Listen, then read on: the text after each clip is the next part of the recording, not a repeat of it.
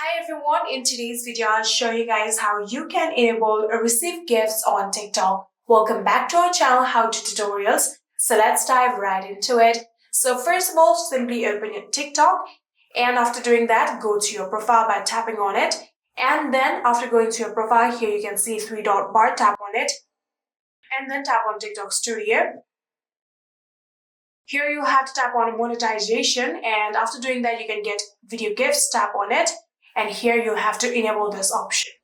So after enabling it, here you can see there are some kind of requirements in order to get video gifts. Here you need to have at least 10,000 followers on TikTok, and your videos must pass safely moderation to be eligible for gifts. There must not be any kind of violations in your account, and the account should at least be active for 30 days. And you need to obviously meet the age requirement, and accounts should not be owned by any kind of politicians or government or political parties. So if your account pass all of these requirements, you are eligible to get video gifts, and like that you will be able to turn on your video gifts on TikTok.